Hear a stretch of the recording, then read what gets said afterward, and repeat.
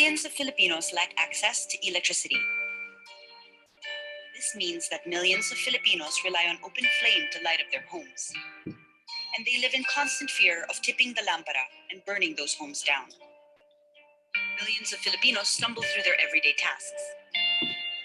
Millions of Filipinos have to close their businesses or put away their work at sundown, missing out on customers and income.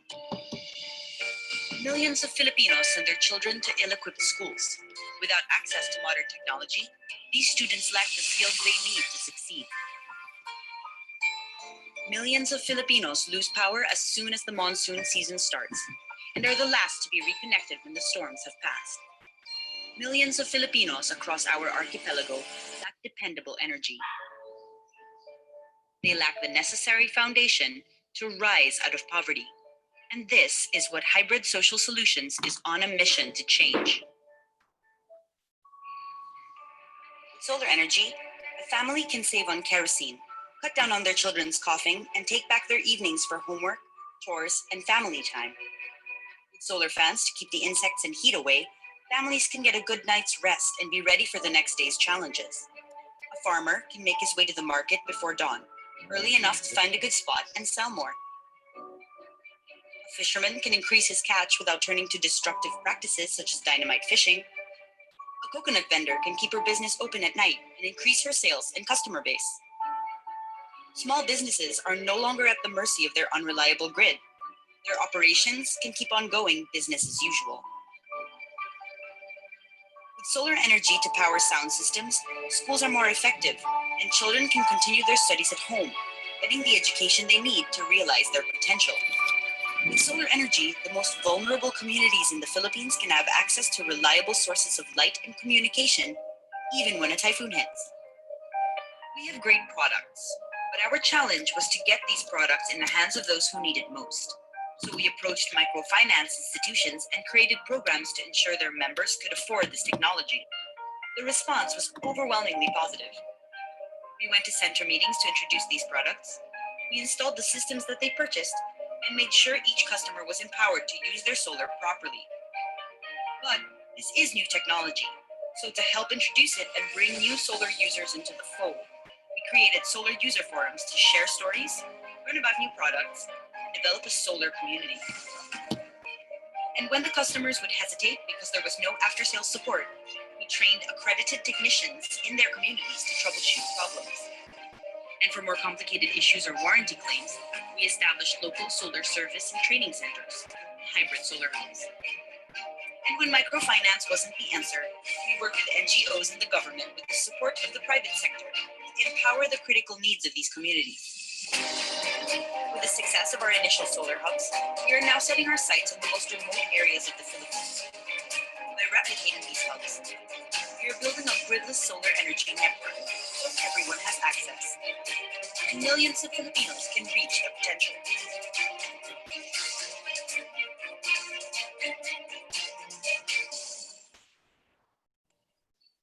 We have come a very long way, but we have much further to go to realize our dream of a nationwide gridless electricity network. We need your help. They need your help. Be a part of the solution. The hybrid solution. A pleasant afternoon to one and all. Welcome to the Hybrid Impact Awards 2020. I'm Julius Bautista, HR Director of HSSI, and I will be one of your hosts for today's prestigious event. Before kicking off the festivities, please allow me to introduce my charming co-host, Chris. Chris? Good afternoon, Jules. Good afternoon, everyone. I'm Marika Silva. I'm the Business and Impact Analysis Manager. I'm so excited because it's the first for Hybrid.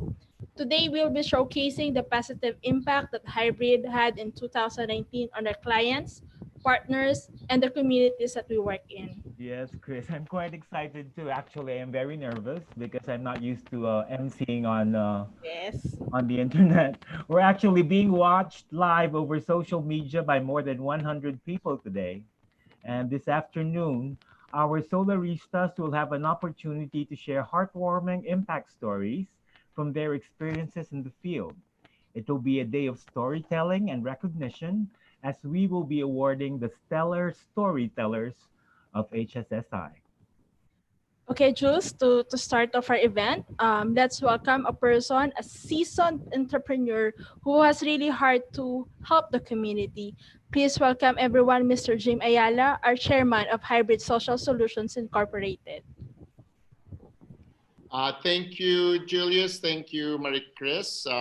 So great to be live this afternoon.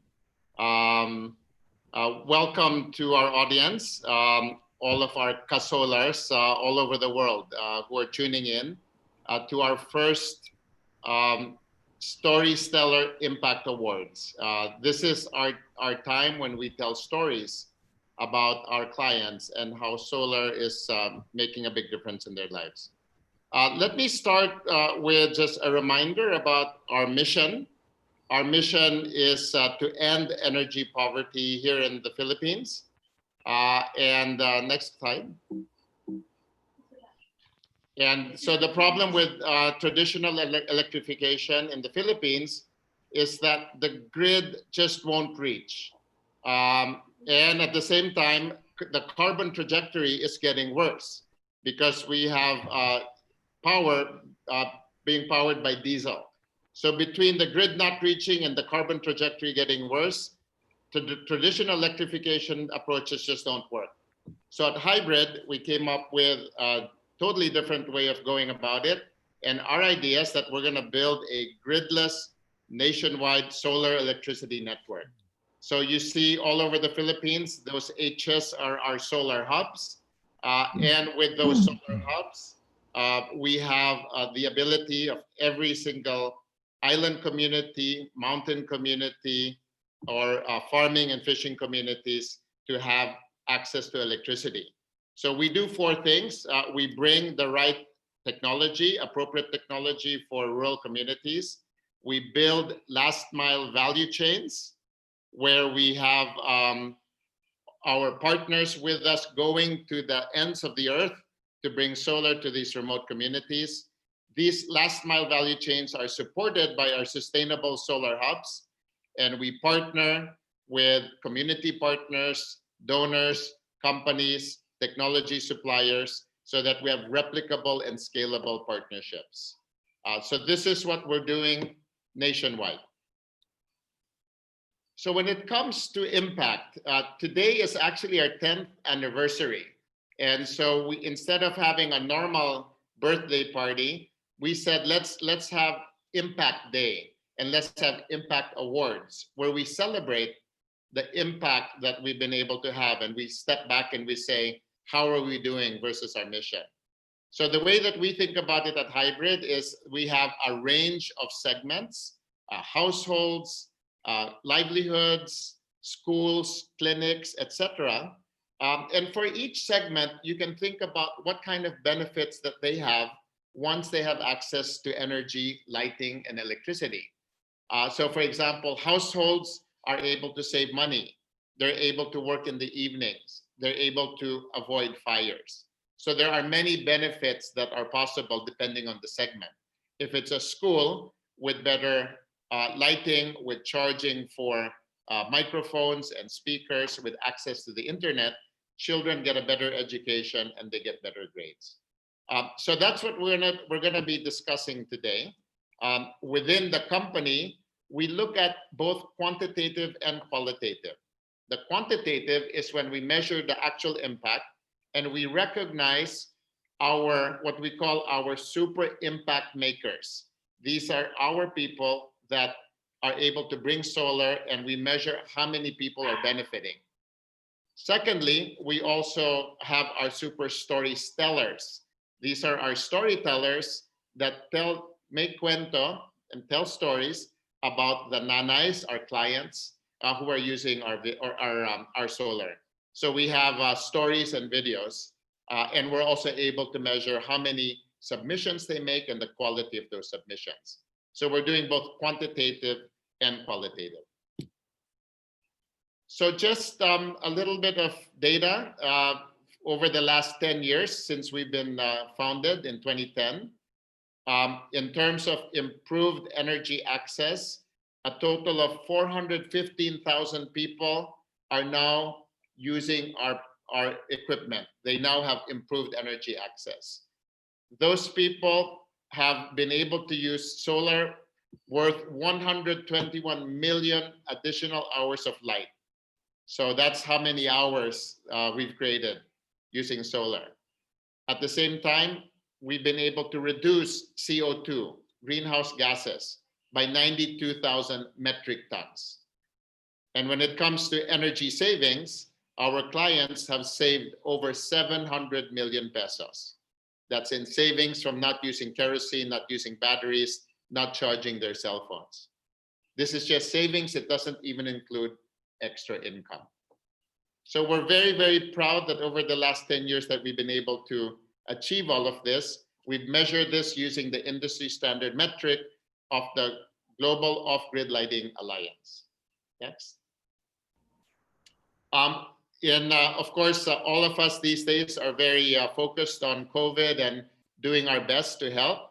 On our end, we are solarizing barangay or community health workers.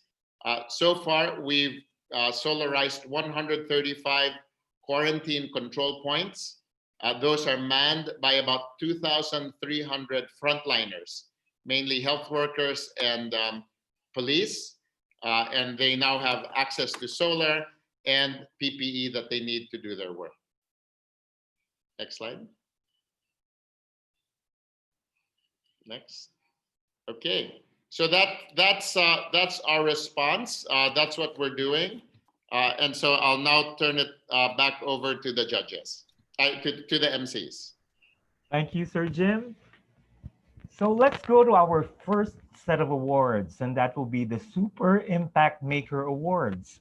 These awards are given to the individual or to the HSSI hub that has had the greatest impact over the past year. Marie Chris? Well, the winning scores were based on the total number of lives that were transformed by the Solarista or the hub through our Solar Access program with our partners. Okay, let's start with the Super Impact Maker Award for the hub category for year 2020. They were able to impact a lot of people. That's exactly 34,567 to be exact. And please give it up to Rizal Hub. So please, everyone, let's welcome Mr. Ryan Sablayan, the hub manager of Rizal Hub, to accept the award. Congratulations, Rizal Hub. HSI family, MFI and tech partners, thank you. On behalf of Central Luzon and Rizal Hub, we are honored to continue and spread the impact that we had created to the humanity. And to all the nominees and winners, congratulations. Congratulations once again, Sir Ryan and Rizal Hub, for a job well done. The next award is for the Super Solarista, who has made the most impact. Our work in the field is not easy. Our Solaristas venture out daily, rain or shine, to remote areas in order to reach the communities that need our help. It is but fitting to recognize their valiant efforts. That is so true, Jules.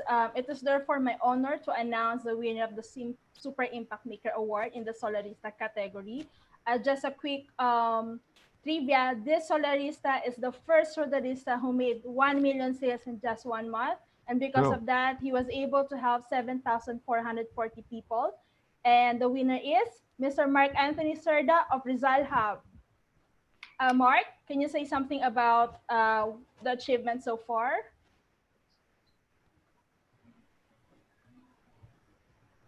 Hello mga ka-hybrid, glory to God. Happy 10th year anniversary po sa ating lahat. I would like to thank Sir Jim and Sir Randy for the inspiration and for giving me a chance to become Solarista, to bring light and to help the marginalized people to have comfort in their everyday lives. Nakakataba po ng puso na makita ang mga ngiti sa labi ng bawat pamilyang ating natutulungan. Based on my numbers po, for just a year, I'm so amazed that I was able to help more than 7,000 people. I also acknowledge our partner, Ahon sa Hirap Incorporated, the RCOB family, the RWP, RSWB, RCAB, and RSB family for helping us to give impact for every member who buys our products. I also thank my family and my co-solaristas who inspires me to do extra mile for helping the people who really need it most. Promising everyone that I will continue to strive more with the celestial mission to bring lights and reaching more people that really need us. Thank you so much po at maraming salamat. Once Great. again, congratulations, Mark and Rizal Hub. Guys, keep shining. Thank you. Well, at this point, we are extremely proud to present the StoryStellar Awards. We will be giving awards of excellence to our storytellers in the field as they share their stellar impact stories.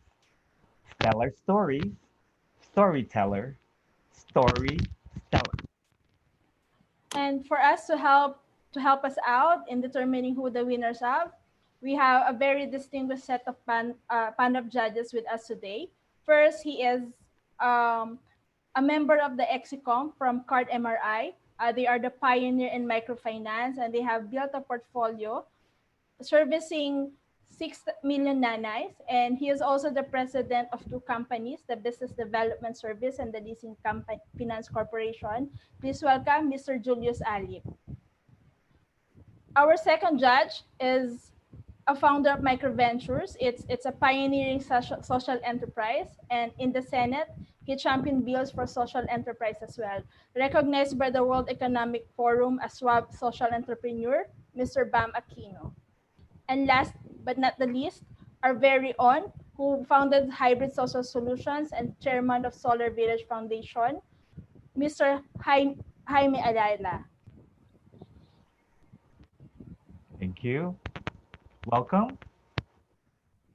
Thank you for joining us today to the Board of Judges. So let's go on to the first category that they will be judging today, and that will be bawas gastos or savings. Most of the people that we actually encounter or help live in unelectrified areas, but some of them do have electricity, right, Maricruz? Yes, Mamu. And some of them, Jules, even though they have electricity, they experience frequent brownouts. And even if they don't have brownouts, the electricity rate is quite expensive. That's the reason True. why one of the benefits of acquiring a solar product is really saving. Right. So let's go right on to the nominees for this category. We have Frederick Medrano with Cashing In with Solar, 5 pesos by O'Brien Tan or O'Brien Tan, and Carlo Nogales with Bright Christmas. Now, the first story is from Frederick Medrano. He is with our Northern Luzon region, and it's about Miss Corazon Opiniano, who is a member of Card Incorporated, and she was able to save substantially from her electric bill, and she was able to use this for something that's necessary for her. So let's go on and listen. Magandang umaga po sa ating lahat. Ako po si Frederick Medrano, technician po ako ng Hybrid Social Solution. Nandito po ako sa inyong harapan upang ibahagi ang kwento ng nanay na nagbigay inspirasyon sa mga katulad kong solar warrior. May pagpatuloy ang pagtulong. Isa po sa aming natulungan ay si Nanay Corazon Opiniano. Si Nanay Corazon Opiniano ay may 6 na anak at di na po makapagtrabaho ang kanyang asawa dahil may sakit na diabetes. Patong-patong po ang kanyang bayarin, lalo na sa mataas ng bill ng kuryente. Malaki po ang naitulong ng Santing Courtesy na nailon po niya sa Card Microfinance dahil bumaba po ang kanyang bayarin sa kuryente. Dati po 500 po ang kanyang bayarin sa kuryente, ngayon po 300 na lang buwan-buwan. Yung 200 po na nalis po sa kanyang bayarin at natipid, malaking tulong na po para sa kanya upang may pandagdag sa pambili ng gamot ng kanyang sister. Kaya pinapaabot po ni Nanay Corazon ng malaking pasasalamat sa Hybrid Social Solution at sa Card Microfinance dahil napakalaki po ang naitulong sa kanilang buhay. Mabuhay po, Hybrid. Thank you, Ricky. So as you Yeah. can see from this video, actually, 500 pesos means a lot, Jules, because Yes. you're able to sustain the medicine for diabetes. yes, of course, and although they are actually electrified, right? Yeah. Okay, just the next story will be coming from Palawan, from Mr. Obrientan, our solarista. And then it is about the nanay who was able to save up money that instead of buying gas for his kerosene lamp is now just using the solar product. So let's listen to the story. Magandang araw po sa lahat na manonood. Ako nga po pala si Mr. Obrintan, solarista po ng Palawan Region. Ipapakilala ko po pala sa inyo si Nanay TC Kaindoy, 38 years old, may 5 anak at hiwalay sa asawa. Si Nanay TC Kaindoy po ay nakatira sa sitio na Sidok, Barangay Manalo, Puerto Princesa City, Palawan. Siya po ay membro ng NWTF o Project Dungganon. Nagkaroon po siya ng pagkakataon na ma-loan ang M400 sa Project Dungganon at tapos niya na din po itong bayaran. Ang ibabahagi ko pong kwento ay tungkol po sa bawas gastos na pinamagatang 5. Si Nanay TC po ay gumagawa ng pawid bilang pangunahing hanap buhay nila. At hindi rin po sapat ang kinikita para po magpakabit ng kuryente, kaya po ang gamit sa bahay ay gasera o lampara. 5 piso lamang po ang nakalaan para po malagyan ng isang gasera. Kaya kailangan maghain at kumain ng maaga. Simula nung magka-solar, si Nanay TC ay 5 piso kada araw, 150 pesos naman po sa loob ng isang buwan, at 1,800 pesos naman po sa loob ng isang taong savings. Napakalaking halaga na po yon para kay Nanay TC at sa pamilya niyang maliit ang kinikita. At yan po ang aking kwento. Thank you, Obring. Okay. So as you can see, they can also save from what they used to what they used to pay for kerosene or candles, because in this particular case, Aling Tessie did not have any electricity at all. So let's go to the next story. It is This story is from Rizal. It's about a plain housewife was able to make savings from her laundry business. And this will be narrated by Carlo Nogales, a solarista from Rizal Hub. Ibabahagi po sa inyo ngayon ang isang kwento na pinamagatan ko pong muling silay sa maliwanag na Kapaskuhan. Ang bali si Nanay Elvira ay isa pong labandera. Ang kanya pong asawa ay naoperahan sa prostate. Sa paglalabada niya lang po, tinatawid ang kanila pong pangaraw-araw. Ibinahagi po nila sa akin, simula kung ano po yung gamit po nilang ilaw, hanggang sa magkaroon po sila ng solar. Noong una po, gumagamit po sila ng kuryente, galing po sa kapitbahay, hanggang sa lumipas po ang panahon, sila po ay naputulan, at gumamit na lamang po sila ng simbuhan na kung saan po ito ay nilagyan po ng gas na nakakasama po sa kanilang kalusugan. At sumunod po noon, nakaipon po sila, bumili po sila ng battery na kung saan ito naman po ay nagpapahirap po kay tatay kasi kailangan pa niyang buhat-buhatin para lang pakargahan. Ganyan din po kung sila po nagluluto, kailangan pa nilang dalahin doon para lang maluwanagan. Ngayon po, last 2019, naibigay po natin sa kanila ang Sunbeam Home. Si Nanay po ay sobra po nagpapasalamat kasi ito na daw po yung Pasko muli po nilang nasilayan ang kanila pong tahanan ay maliwanag. So sana po ay na-inspire ko po kayo sa kwento po nila at ako po ay sobra din po nagpapasalamat sa hybrid. Thank you, Carlo. Well, that was quite different because it's about Christmas. There's a certain twist to it. So there you have them, the 3 nominees for the savings category: Frederick Medrano, Obrintan, and Carlo Nogales. Which story is your preferred story, Jules? Hey, if it were my choice, I would have them like I would rather choose all 3, really. Yeah, but we're not the judges, so let's ask them. Yeah. Let's start with Sir Jim. What do you think? Which story is the best for you? Well, I'm like Julius, so it's hard to choose. All 3 are great stories. I guess I like the first one, yung kay Ricky, cashing solar. The savings were relatively significant, 500 pesos per month. And at the same time, what they were able to do with the savings is buy medicine to help with the diabetes of one of the people at home. So I like that story the best. They saved the most and it also helped with health. True. What And about you, Sir Julius? What about you? Yes, first of all, happy anniversary sa hybrid. Thank you, sir. Uh, it's a very tough one given na if you look at it, lahat ng components was there. When you look at the savings and plus yung productivity. When I say the productivity, most of the micro entrepreneurs were able to use the solar in improving their businesses. Like for example, for sari-sari store, more light means more sales. Then for the sewer, if you have lights, it means you can also sew and do some repair, something like that, as well as dun sa gumagawa ng sawali. But again, for me, all of them are winners, but I have to look at the practical side. I mean, all of them also have challenges, like for example, yung sa prostate, diabetes, feeding the family. Those are typical challenges coming from the bottom of the pyramid. But if I try to be objective, I'll go for someone with the highest savings, which is also the sari-sari store. So it's also number one, right? Yes, it's number one for me. Yes. Thank you, sir. and how about Senator Bam?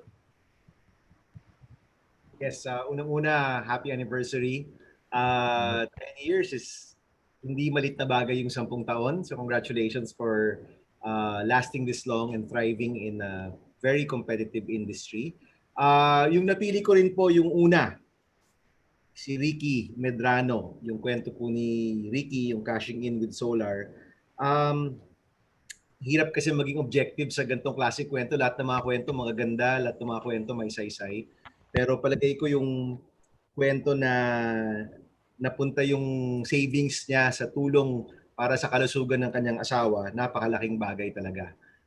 Actually, I think her savings was 200 pesos, no? Not 500. But in any case, ang hirap kasi maging objective dito. Lahat ng kwento talaga maganda, lahat importante. But for me, pagdating sa mga pamilyang Pilipino, yung health costs is really a big burden. Isa sa pinakamalaking pasanin ng mga pamilyang Pilipino. So itong napunta dun sa maintenance medicine ng kanyang asawa, yun talaga ramdam ko. Kaya dun rin ako sa number one. True. Okay. It seems to be that we have an obvious winner on this category, Jules. Yes, it's a unanimous decision. Yes. So without further ado, let's announce the winner. The winner is Ricky Medrano for cashing in with solar. Yes. Ako ay nagpapasalamat sa hybrid at sa mga judges bilang winner sa Impact Story. Nais ko pong ibahagi ito sa ating mga kasamahan sa NELS. Naway magsilbing inspirasyon sa ating lahat. Maraming salamat po. Wow, congratulations, Ricky. And so now we move on to the next category.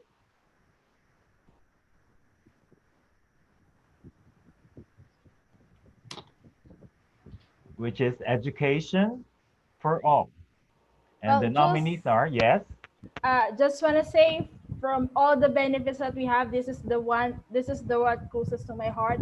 So I'm really excited to hear what the stories are. Yes, as they say in the song, the children are our future, right? Yes. True. So we have And- 4 nominees for this category. Yes, Chris? Yes. So let's start. Really excited. Let's have the first story. We have Light of Hope by Christy P. Pulido, and he is actually with our Central Luzon region. He is our technician there. Okay. Ian? Araw mga ka-hybrid. Una sa lahat, nais ko po muna pasalamatan ng Hybrid Social Solution Incorporated. Kulot Elementary School is in a remote place in General Santos City. Puro po sila indigenous people ang mga nag-aaral po doon. Nagulat nga po ako na nalaman ko na doon po sila natutulog kahit na po wala po silang kuryente. Sabi po nila, kung uwi po sila sa kanilang bahay, ay maglalakad po sila ng 3 oras. Nalaman ng mga bata na magkakailaw sila, ay sila po nag-volunteer na hawakan yung silya na tinutugtong ko para sa pag-install ko ng ilaw. Tuwang-tuwa din po sila nung nag-demo ko ng TV kasi nalaman nila na pwede pala silang manood ng educational TV Sabi po ni Principal Rose Bulunto, malaking tulong po yung solar pan kasi mas giginhawa na ang pag-aaral nila at komportable sila. Nakatawa po na yung pag-asa ng bayan natin, nabigyan lalo ng pag-asa na balang araw, kapag tapos din sila ng pag-aaral kasi alam po nila yung edukasyon, yun ang magiging tigit nila sa success nila. Maraming salamat, Ian. Mahalaga Indigenous talaga. people. Yeah, I agree, Jules. Saka mahalaga talaga ang education. Yes. And next story is from Eastern Visayas. It's titled Solar Scholars. So let's see what the story is about. Miss Daisy, would you like to share a story now? Magandang buhay mga ka-hybrid. Ako po si Daisy Infante, isang solarista ng Hybrid Social Solution Incorporated. Dahil po sa ako ay na-inspire sa kanyang kwento, kaya nais ko itong ibahagi sa inyo. Siya si Christian Pilonia, isang solusyonista ng HSSI dito sa Ibis Hub at siya ay naka-assign sa Card Katarman. Dahil sa hirap ng buhay at kakapusan sa budget, ay nahinto siya sa kanyang pag-aaral noon at namasukan bilang guro sa Jollibee at Mang Inasal, hanggang sa makuha siya bilang isang solusyonista. Siya lamang ang nagpapaaral sa kanyang sarili, sapagkat wala na siyang ama na siyang gagabay sa kanyang pag-aaral at mayroon na ring sariling pamilya ang kanyang ina. Siya ay isang working student ng HSSI. Sa loob lamang ng 3 buwan, siya ay nakapagpa-release ng humigit kumulang 50 units ng Sunking products at umabot din sa 10,000 ang kanyang nakuhang incentives. Lahat ng kanyang incentives na kanyang nakuha ay pinambayad niya sa mga bayarin sa kanyang eskwelahan, katulad ng tuition at miscellaneous. Sa awa ng Diyos, siya ay nakapagtapos din sa kanyang pag-aaral ngayong taon. Siya ay taos-puso nagpapasalamat sa HSSI dahil ang kumpanyang ito naging parte para matupad niya ang kanyang pinimiting mga pangarap. That was very, very impressive. He is one of our solutionistas, right? Yes, Jules, and it only goes to show that we can also help the people that we directly work with, and hopefully he would have his graduation ceremony soon. And the second from the list is from Western Visayas, to be relayed by Mr. Alvin Solis. We entitled this Bright Future. Si Nanay Rosemary Ancino ay isang member ng HSSI Livelihood branch sa Aniwa, Iloilo. Siya po ay may 4 na anak at ang isa po doon na babae ay nag-aaral. Ngunit dahil sa wala silang ilaw, tumigil ito sa pag-aaral. Dahil nahirapan siya mag-aaral paggabi. Nangangapit bahay pa kasi siya para lang makipag-share sa ilaw para makapag-aaral na maayos. Noong nagkaroon ng pagkakataon na makaloan si Nanay Rosemary ng solar light sa ASHI, kumuha siya ng iskipruto. At laking pasalamat niya dahil bumalik sa pag-aaral ang kanyang anak. Hindi na siya nangupit bahay kung saan delikado. Kaya malaking pasalamat niya kung nang alam niya na malaki at magandang yung kinabukasan ng kanyang anak at ganun din ang kanyang pamilya. Maraming salamat po. That was Bright Future from Alvin Solis. Okay, now we go to the last one, our last nominee. That's Joneville Ambid from our Albay Hub. Ang aking kwento ay pinamagatang fun study.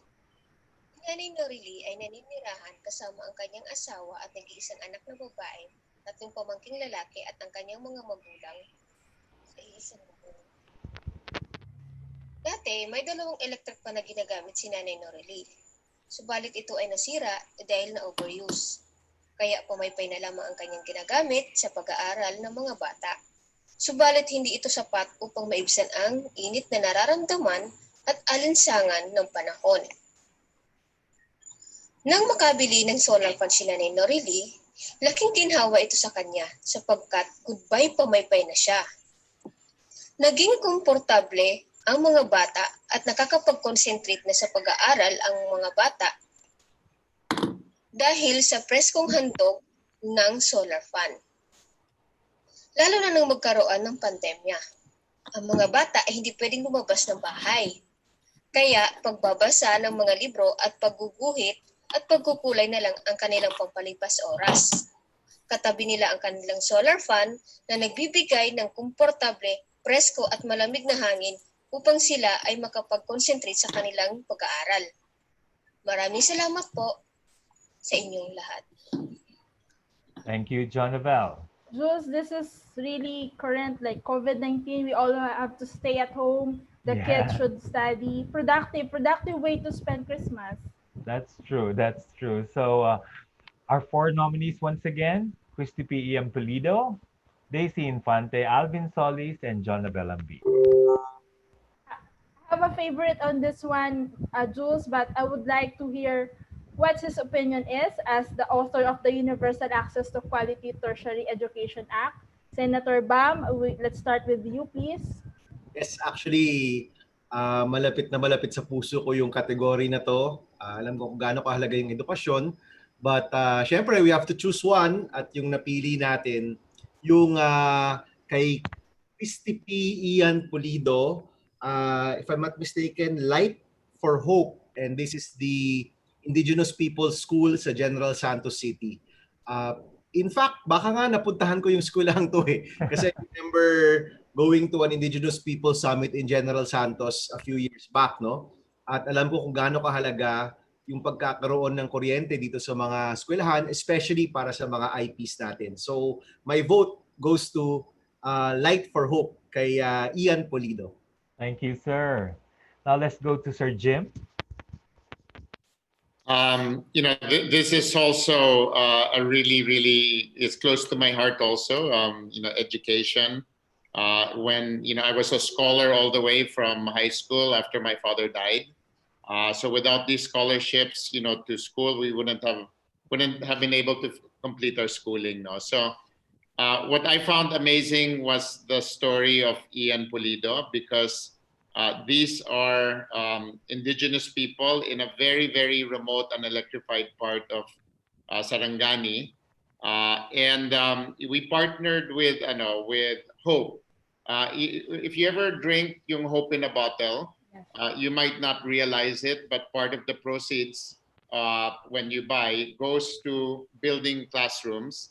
And when they built this classroom, they quickly realized that without electricity, it was very hard. So they approached us and said, can we provide the solar? So they raised a bit more money, and then we were able to actually do the installation, and you see the results. So this is my favorite out of the 4 stories. Thank you, Sir Jim. Sir Julius, what's your take on the stories? Yes, like my idol, si Sir Jim at si Senator Bam, I'm also a supporter of education in my own way. Kasi nakita ko po sa mga microfinance clients namin na yung mga talagang nakaahon sa hirap, karamihan sa mga anak nila is nakatapos, so they are able to help in the in increasing the household income. Honestly, I was supposed to go with dun sa self-supporting.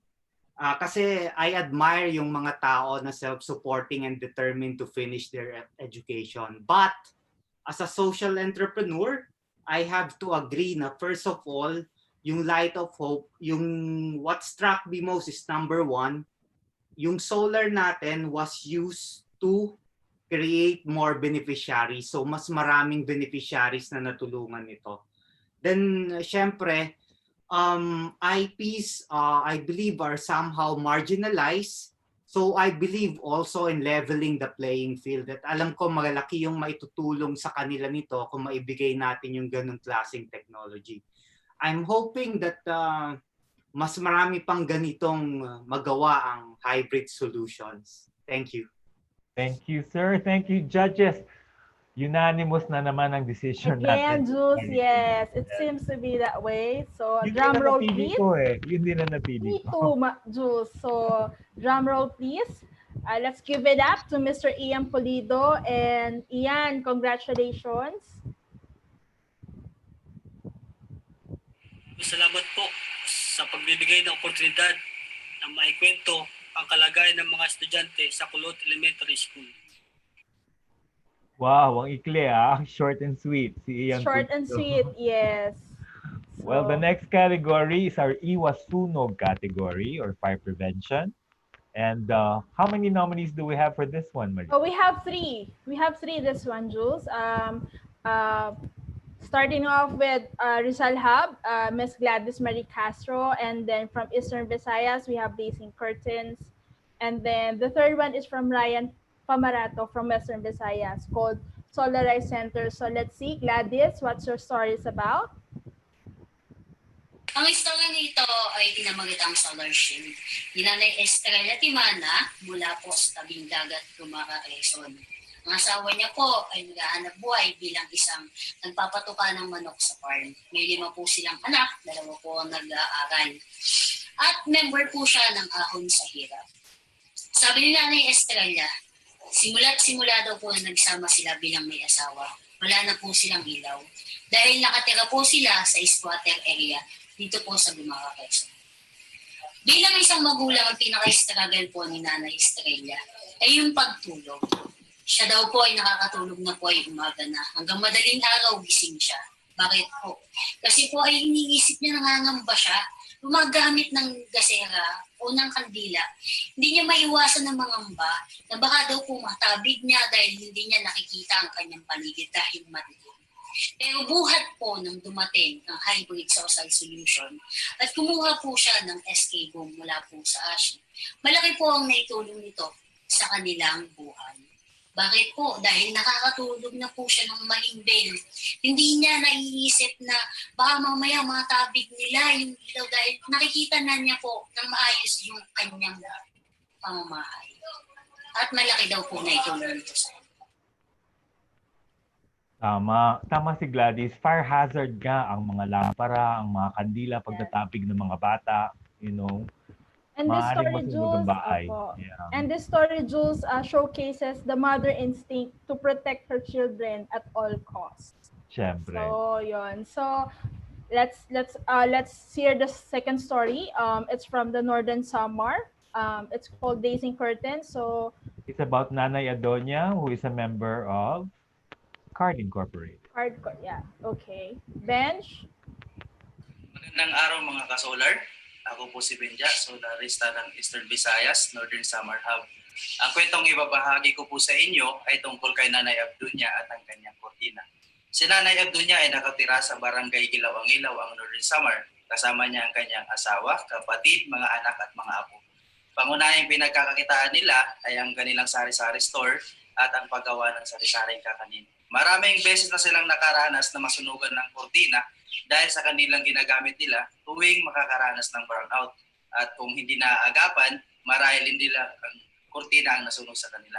Simula nang gumamit ng Sun King Home 60 si Nanay Abdunya at ang kanyang pamilya sa pamagitan ng Solar Access Program na inilunsad ng HSSI at ng CARD, ay naiwasan na nilang gumamit ng kandila na naging sanhi ng pagkasunog ng kortina nila.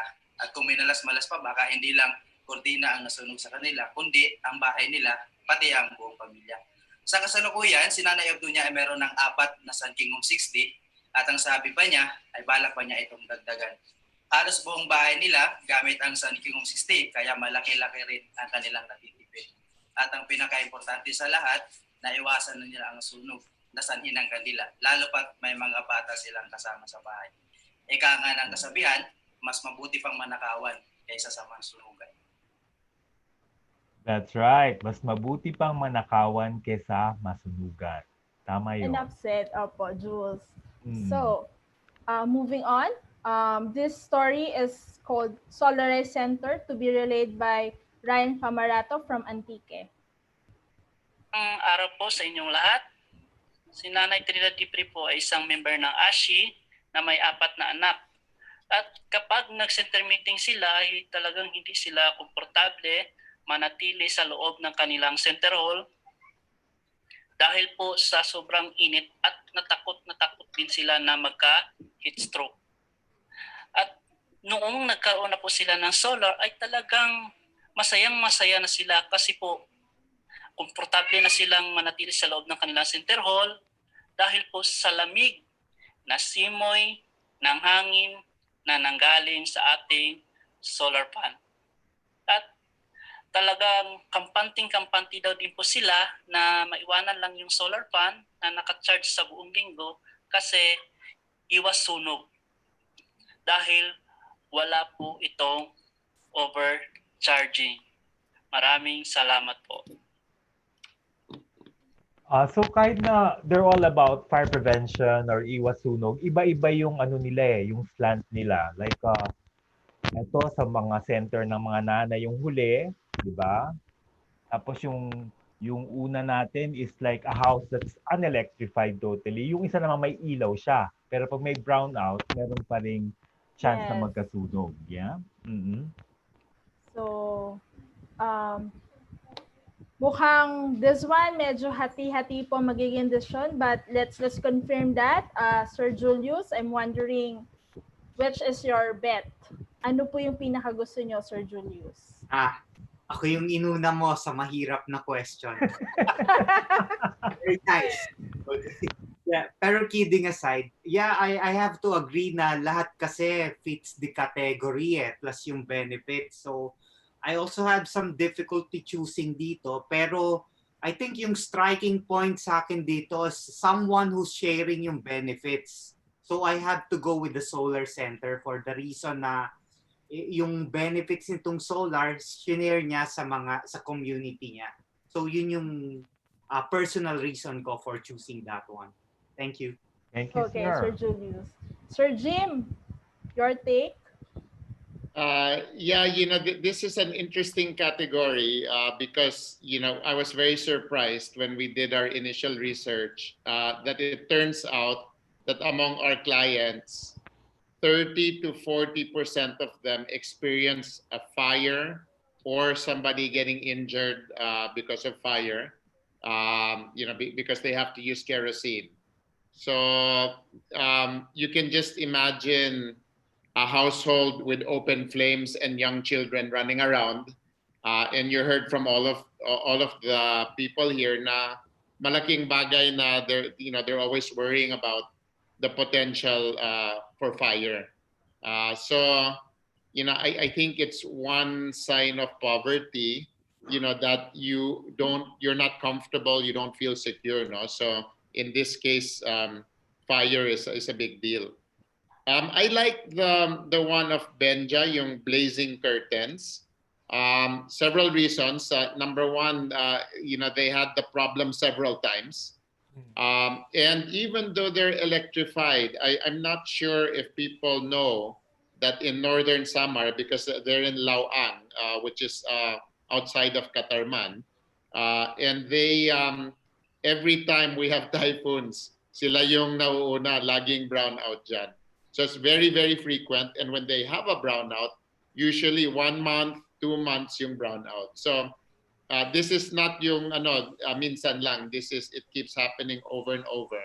So they always have to use their kerosene and their candles, which leads to potential fire. So I like the stories blazing curtains. Okay. Number 2. So may boto na tayo for number 2 and number 3. So Senator Bam, would you break the tie or? Hindi ko napapahirapan yung buhay natin. No? I'm also gonna vote for blazing curtains. Gusto ko lang sabihin, hindi ako kumukopya kay Sir Jim kahit lahat ng boto namin ay magkaparehas so far. But well, again, ito yung isa to sa mga category na lahat ng kwento mahalaga, lahat ng kwento maganda. Pero naisip ko lang dahil StoryStellar yung gusto nating ma-achieve, yung pinaka magandang kwento, syempre, yung nakaranas talaga ng sunog. So I think si Benjamin tsaka yung natulungan niyang nanay will be very compelling para ikwento itong iwas sunog natin dahil talagang naranasan na yon. So my vote goes to blazing curtains as well. Ayan.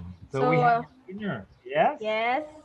2 votes for blazing curtains, 1 for solarized center. So congratulations, Mr. Benjamin. Yes, congrats. Go, Benja. So, Benj, are you there? There you go.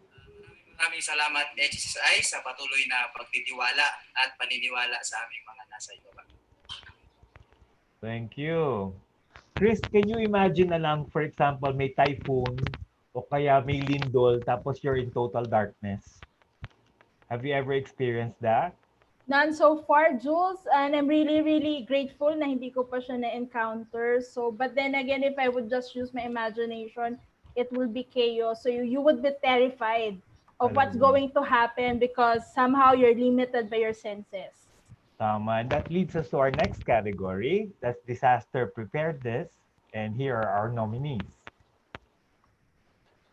We have Gladys Marie Castro again for Boom of All Season, Abilina Oblianda for Light in COVID Darkness, and Elmar Docot, Saved by the Lamp. Okay, our first story is from Rizal. So we have been introduced to Nana Estrella. So Gladys, what's the story this time?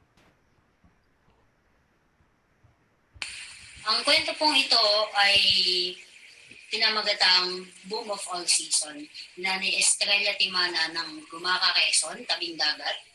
Ang asawa niya po ay naghahanap buhay bilang nagpapatuka po ng manok sa farm. Meron po silang 5 anak, 2 po ang nag-aaral.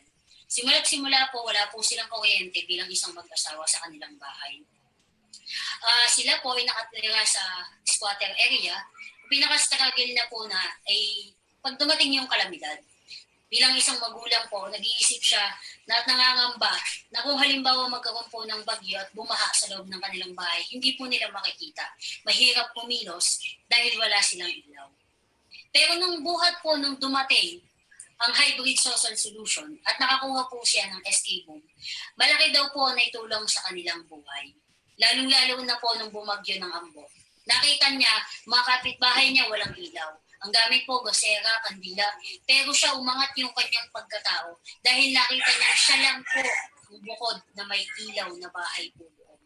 Para po sa kanya, siya po ay napaangat ang kanyang buhay at natulungan po ng maganda ang kanyang pamilya. Lalo na po sa panahon ng kalamidad. Totoo yan. It helps to have light. Talagang kailangan mo ng ilaw pag may calamity, di ba? Yes, yes, Jules. Ang hirap gumalaw. Yes. With our next story, this one is from Albay. Now that we have COVID and we were able to centralize a few of the checkpoints, let's see what Miss Bing has to share with us. Magandang araw po sa lahat. Ako nga po pala si Abilina Oblianda ng Souls Team. Ang aking kwento ay pinamagatang Liwanag sa Dilim. Once upon a time, nang ako ay naglalakbay, nadaanan ko po ang isang QCP checkpoint ng bangkiruhan. At may isang taong nakaupo doon at siya po ay aking nilapitan at kinukumusta. Siya po si PSMS Banyares, isang police officer. Naikwento po ni PSMS Banyares sa akin na ang hirap po ng kalagayan nila doon kasi umaasa lamang po sila sa street light na nagbumula po sa mga poste na medyo malayo din po konti sa kanilang pinaglagyan.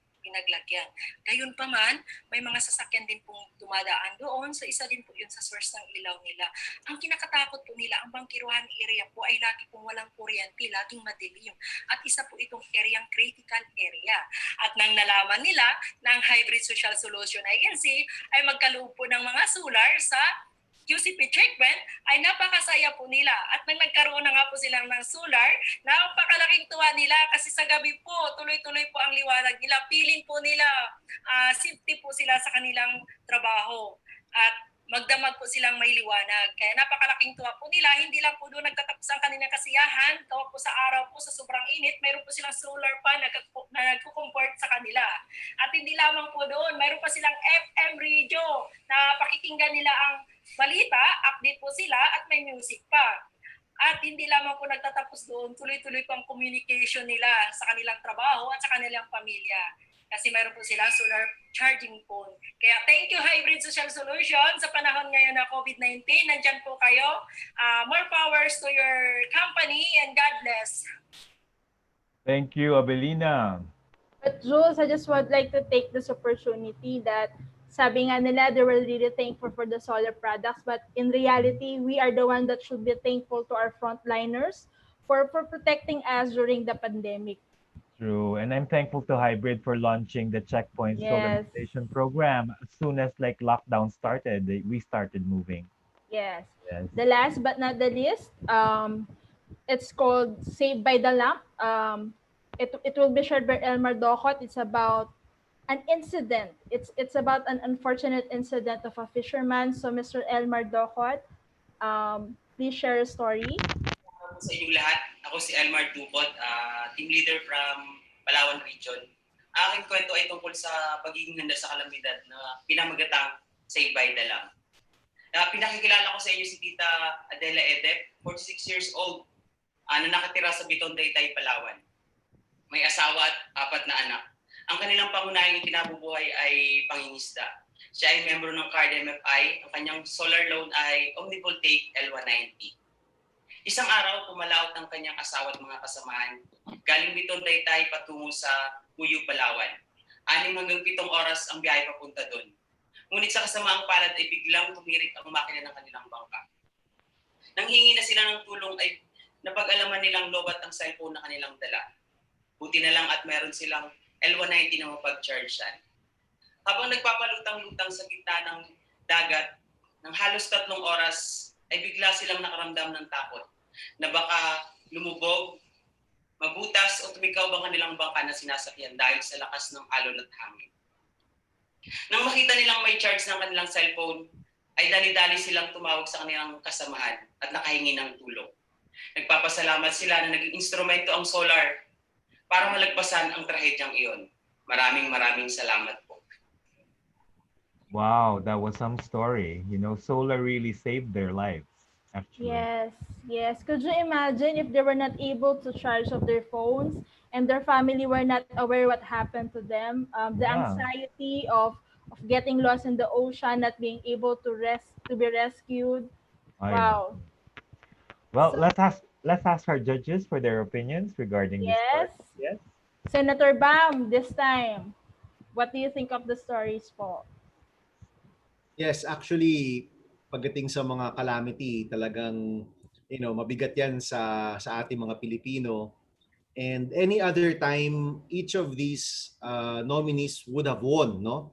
But I think, well, ako palagay ko maganda na i-recognize natin yung nangyayaring kalamidad sa ating paligid at yun yung COVID-19. So I'm going to award the checkpoint, no? Si Light in the COVID Darkness. Nakikita ko kasi na kailangan talaga lahat tayo magtulungan para ma-solve itong problema natin sa COVID, hindi lang yung gobyerno, pati yung private sector. And yung usage ng ating solar lamps. Actually, Jim had told us about it weeks ago, no, when in one of our chat groups. And doon pa lang parang nabilib na kami na oo nga naman, ngayon na kailangan talaga yung ilaw, figuratively and literally, maganda na naibigay ito dun sa isang checkpoint natin, no. So my vote goes to Light in the COVID Darkness kay Abilina Oblianda. Okay. Thank you, sir. Noted on that. Sir Julius, and any thoughts on the story, sir? Yes, para sa akin, if we're just going to base yung how kung paano kinuwento yung story, I will go with the fisherman kasi it's very life-threatening. But this time, I fully agree with Senator Bam in a sense that we have to recognize kung ano yung contemporary and we have to act on that. And on my side, then, I have to say that anything that will support yung quality ng pagbabantay ng frontliners natin, I will be happy to cast my vote for that. So I go with the COVID, liwanag sa dilim. Okay. Thank you, sir. Okay, Sir Sir Jim? Jim, this time, ikaw ba ang mangungopin ng sagot? Joke lang, Sir Jim. I'm just following my 2 idols. Unanimous din ako. When we conceptualized this program, there was a lot of help that was going to frontliners dito sa hospitals, dito sa cities, but the people that are trying to prevent COVID from going to the rural areas are the ones manning these quarantine control points, no? Mga police at mga health workers. So you can just imagine, they're working 24/7, they're there all night, and madilim talaga. In fact, one of the reasons we came up with this program was we had heard some of those checkpoints kasi sobrang dilim, nabundol sila ng mga truck or mga vehicles that were passing by that couldn't see them. So I'm so glad that we were able to help. And I think during calamities, meron yung nadadamay, pero meron din yung tumutulong sa nadadamay, no? So these frontliners are doing dangerous work. It's thankless work. They're also exposed to the virus more than most kasi kung you're staying at home, it's one thing. Pero kung lahat ng dumadaan, chine-check mo, you're very exposed. Kaya yung program natin hindi lang solar pero PPE din. So I really was very appreciative of this and very glad to be working with SEDP, our partner sa Albay with sila Father Jovic. Okay, unanimous na naman tayo, Marie Chris. Yes, third for the day. So, drum roll, and Miss Abelina, what can you say about this award? For recognizing my impact story, Liwanag sa Dilim, and happy 10th years impact sa ating lahat. Thank you. Thanks, Bing. Ayan. Okay. The next category is one of my favorites kasi marami na akong nakikita na natutulungan ang livelihood ng solar. Yes. So we have the additional income category, and our nominees, we have two of them. I think, Jules, we already have three. We have three. I'm sorry. So let's start with Full Charge Towards Prosperity to be narrated by Mr. Noel Villarina. And then Prosperity Light by Mr. Joel Evangelista. But of course, hindi magpapauli si Mr. Carlo Nogales with Cheers to Solar. So let's roll the VTR now. Magandang araw. Nais ko pong isalaysay sa inyo ang isang kwento ng pag-asenso gamit ang solar product. Si Nanay Rizal Evangelista, may asawa at 10 anak, isang maliit na palaisdaan at pagtatahi ng lambat ang kanilang pangunahing hanap buhay. Katuwang nila sa pagtatahi ng lambat ang kanilang mga anak. Sa tabing dagat lamang sila nananahi at walang ilaw, kaya kapag dumidilim ay napapatigil sila sa kanilang ginagawa at sa pagtatrabaho. Kaya laking tuwa nila nang magkaroon sila ng solar product dahil ang hanggang alas 5 ang trabaho nila ay napapaabot na nila ng hanggang alas 8 ng gabi. Kung dati ay kumikita sila ng 1,200 sa isang linggo, sa tulong ng solar product ay napaabot na nila ito ng hanggang 2,500. Halos kalahati ang nailagdag sa kanilang kita. Labis po ang pasasalamat ng kanyang pamilya sa hybrid at sa ASHI sa malaking naitulong nito sa pag-asenso ng kanilang buhay. Yun. Marami sa ating mga natutulungang tao, bali, hindi nila ma-maximize yung potential ng earnings nila because they have to stop working pagdating ng gabi. Yes. Kaya nakakatulong ang solar. Here's Noel with his story. Ang kwento pong ito ay tungkol kay Nanay Merian. Siya po ay Tigarial, Quezon. 34 taong gulang, may 5 anak at isang asawa. Ang hanap buhay po niya ay pag-online setting. Kaya po pag walang kuryente, hirap po siyang makapumika ang order sa mga nanay o ng mga umu-order sa kanyang online business. Kaya po lang makita niya yung paliwanag ng solarista na malaki ang matutulong ng solar sa kanyang buhay. Kaya agad-agad po siyang kung walang kuryente, po sila lang po yung may liwanag sa kanilang hari. Po doon, nakikita na po niya yung mga order ng mga nanay. Yung mga order sa kanyang online business. Kung dati-dati po, umikita lang siya ng 500 pesos kada linggo kasi po laging walang kuryente. May po maabot hanggang 20,000 pesos weekly ang kanyang. Kaya po, abot ng kanyang pasalamat kay ASI at kay Hybrid. Sa solar, lumaki po ang kanyang income. Itong agad. Grabe yun, ha? Tools 10 times. 10 times of the original revenue. So, So 20,000 from 500 to 20,000. yes. Mm-hmm. And last but not the least, this is a story about making alcohol. So kaya din niya kaya maka 10 times of the original revenue. Let's hear it from Carlo. Carlo? Magandang araw po sa ating lahat. Bali, ngayon po, meron po akong napakaikling kwento ibabahagi sa inyo. Pero ito po ay merong napakalaking epekto sa kanila pong buhay. Ito po ay pinamagatan kong kumikitang kabuhayan. Si Nanay Concepcion Cervantes po ay isang byuda. Meron po siyang 4 na anak na kung saan ito po yung katawan niya sa paghahanap buhay sa paggawa po ng alak. Naikwento po sa akin ni Nanay Concepcion noon, sa isang linggo nakakadalaw po silang luto na kung saan ito po nagpo-produce ng 6 na container. Nagkakahalaga po na 700 pesos ang isa at 4,200 pesos sa loob po ng isang linggo ang kabuuan. Sa pamamagitan po ng solar, sobra po siya natutuwa kasi naging malaki po yung productivity nila. Kasi kung noon po 6 lang sa loob ng isang linggo, ngayon po ay nagiging 12 na po container sa loob po ng isang linggo. So dumubli po yung kanilang kita na noon ay 4,200 lang, ngayon po ay 8,400 pesos na. At sa pamamagitan po nito, si Nanay Concepcion po ay nakapag-ipon at ito po ay naibili niya po ng mga materyales upang ipagawa po ng kanila pong bagong bahay. So sana po ay na-inspire ko po kayo sa kwento po ng Nanay Concepcion at siya po ay sobrang nagpapasalamat sa hybrid at kung meron pa daw po tayong mga bagong produkto ay ito po ay kanila pong tatangkilikin. So maraming salamat po.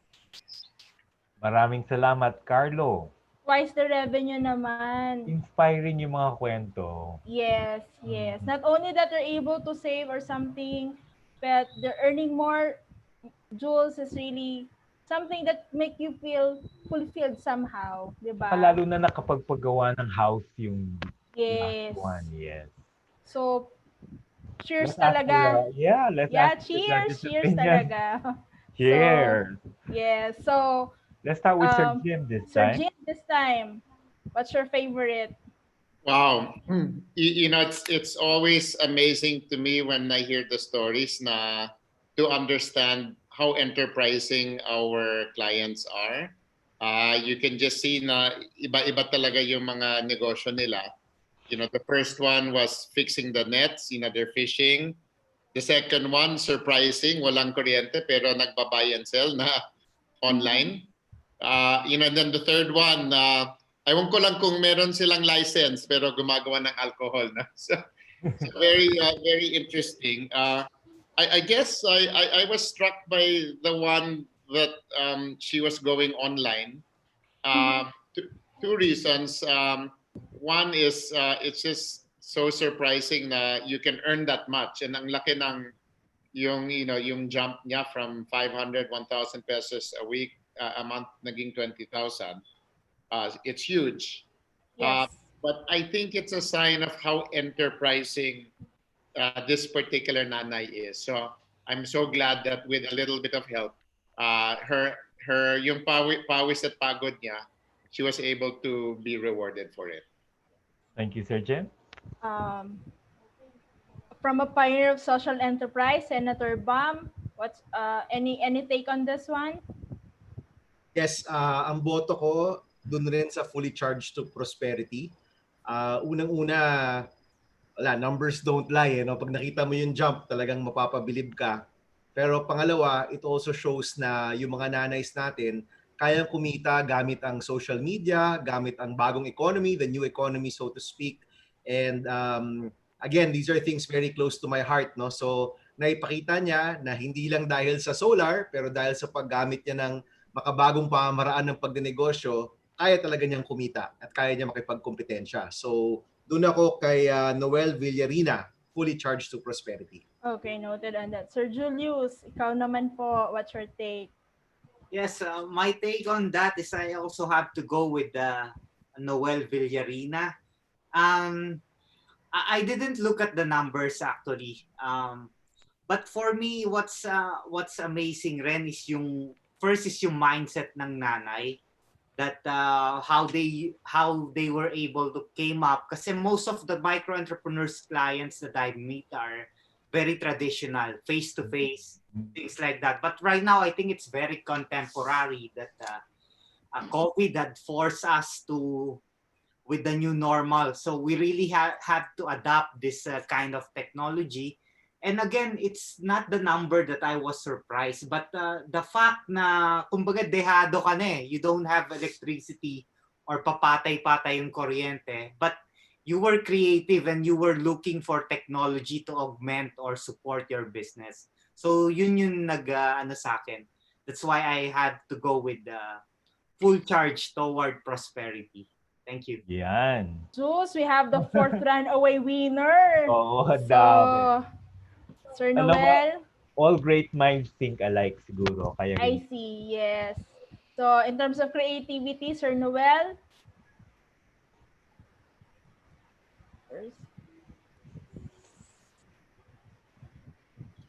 Si Sir hindi po yan si Noel. Sir Noel. Si Sir Noel po. Ayun That po, one. si Sir Yan. Finally, Sir Ah. Noel, we found you. Hybrid social solution. Unang-una po kay Sir Angela. Pangalawa po kay Sir Randy Landito. At sa buong bumubuo po ng sales team at sales team. At sa mga hurado po at napili nyo ang ating entry. Maraming salamat po. Maraming salamat din, Sir Noel. Okay, before we go to our next category, di ba sabi nila, Mama Chris, health is wealth, di ba? Yes, yes. Oo. Na napakahalaga ng kalusugan. Ngayon, when you don't have electricity and you use gas lamps and candles, may mga emission yan eh, na Yes. tapos nauubo ka, nagkakaroon ka ng sakit sa baga minsan, di ba? So, mahalaga din na you do away with those things that can harm your health. So, let's go to the better health nominee. Yeah, how many do we have? I think we have 3. So, Apat. apat. So we have 4. So let's start with paper fan out, solar fan in, parang in and out. Cute So, ng title. yes, kay Mr. Randy Masbate. Sa inyong lahat, ako po pala si Randy Masbate, solarista sa Ibis Eastern Samar Hub. Ang kwentong ibabahagi ko po sa inyo ay kwento ni Nanay Roxanne Abayon. Si Nanay Roxanne Abayon ay isang simpleng may bahay na may 3 anak, may maliit na sari-sari store at ang pangunahing hanap buhay ng kanyang mister ay ang pagbabiyahe ng mabalhabay. Isa rin sa pinakamalaking problema niya sa pagpapalaki ng kanyang mga anak ay ang laging brown out sa kanilang lugar. Dahil ang bunso niyang anak ay hindi sanay na walang hangin at hindi ito nakakatulog ng maayos. Kaya madalas napupuyat siya sa gabi dahil kinakailangan niya itong paypayan para masiguro na kumpleto yung tulog ng anak niya. Dahil po sa Solar Access Program na inilungsad ng card at ng hybrid cell solution, ay malaki ang naitulong nito para makabil sila ng solar sunking pan. Dahil dito, hindi na niya kinakailangan na papaypayan yung kanyang anak sa tuwing brown out. Sinabi nga niya na katuwang na niya to sa pagpapalaki ng kanyang anak. Kaya nasisiguro niya ang kalusugan ng kanyang anak dahil sa kahit brown out ay tuloy-tuloy pa rin ang hangin dulot na tulong ng solar sunking pan. Kaya malaking pasasalamat niya sa hybrid at sa card MRI dahil sa kahit hindi sila masyadong malaki yung kita ay nakakayanan pa rin nila bayaran ito ng paunti-unti sa lingguhang paraan. Thank you. Thank you, Wow, Randy. Jules, nakakatulog si mommy, nakakatulog si baby, and we all know for babies, they really need to get enough sleep kasi this is their formative years. It's very, very foundational for their development, Jules. True. So, Tsaka a lot of our customers actually buy fans para sa mga anak nila para nakakatulog sila sa hapon. okay. Our next story is entitled Solar Duo about Nanay Dolores Pendon, and it's about a family who has a special child and then the husband has a history of hypertension. So, Miss Carmela, please share story now.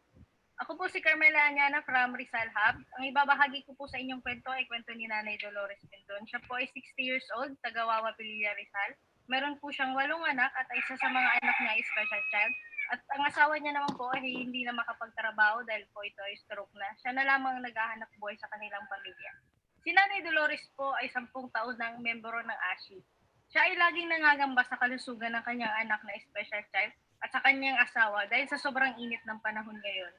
Na kung minsan ay ito ang nagiging dahilan kung bakit inaatake ng epilepsy ang kanyang anak at ang kanyang asawa naman ay tumataas ang blood pressure. Kaya naman, ang makapag-loan ng solar fan sa ASHI, si Nanay Dolores, ay laking pasasalamat niya dahil ang kanyang anak ay bihira na lamang atakihin ng epilepsy at lagi na itong nakangiti at hindi na irritable. Ang kanyang asawa naman ay mas maginhawa ng pakiramdam dahil sa malamig na hangin na dulot ng solar fan. Dagdag pa niya na ang produkto ng HSSI ay naging tulay para mabigyan niya ng mas komportableng buhay ang kanyang pamilya. So, Comfort. Yeah, it's all about comfort here. comfort, Yeah. yes. Mhm. And hopefully there will be no epileptic attacks na, Jules, because Oh. of course we could only imagine the anxiety ni Nanay Dolores, no? So Mm. this one, let's hear it from Sir Dodoboy Abong. It's about solar fan. And I think makaka-relate ako dito for yung mga kapwa ko asthmatic people. So, Sir Dodi Boy. Si Nanay Luso Peña po, Oh. si Nanay Luso Peña po ay may asawa at isang anak. Ang lagi niya pong problema ay kanyang nag-iisang anak dahil sa ito ay may asthma.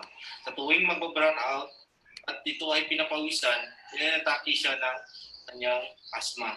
Kaya hindi na nagagawa ni Nanay Luz ang kanyang mga gawaing bahay dahil sa napopokus lamang ito sa pagpapalipay ng kanyang anak.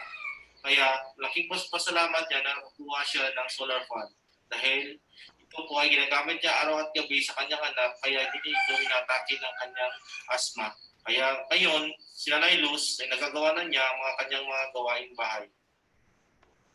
Okay, if you noticed, Doddy was wearing a face mask because he had to go outside so he could get a better signal to record the video.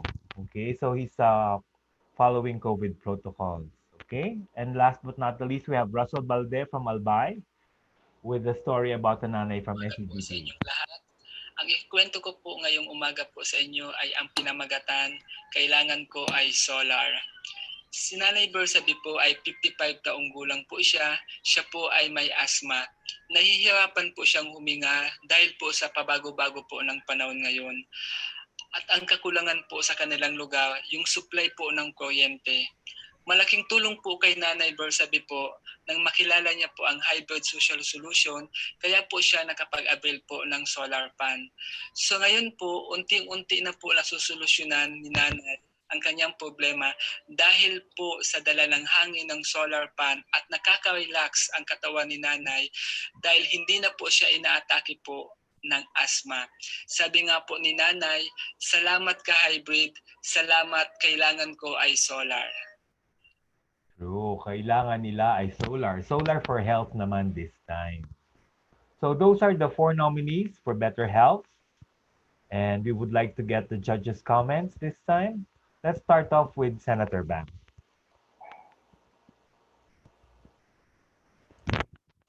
Yung boto ko dito goes to the first, yung tungkol sa baby. Sa totoo lang, parang all the nominees are, again, they're all important. Yung health ng ating mga kliyente, mahalaga talaga, whether matanda ka or bata ka. But in the case of the first story, malapit sa puso ko kasi mga baby rin yung mga anak ko. So, alam ko kung gaano kahirap yung nagpapatulog ng bata and how difficult that can be at gaano ka-importante yon. So, purely a personal decision. My vote is for the first nominee, paper fan out, solar fan in ni Randy Masbate from Samar. Thank you, sir. Let's go to Sir Jim. You know, this one was really, really hard. And it made me realize, you know, when we were introducing the solar fan, we weren't so sure whether this would click because it's a bit expensive and parang it just seemed like it's just a convenience. Kasi, you know, you can always make paypay naman eh. So there's a cheap alternative.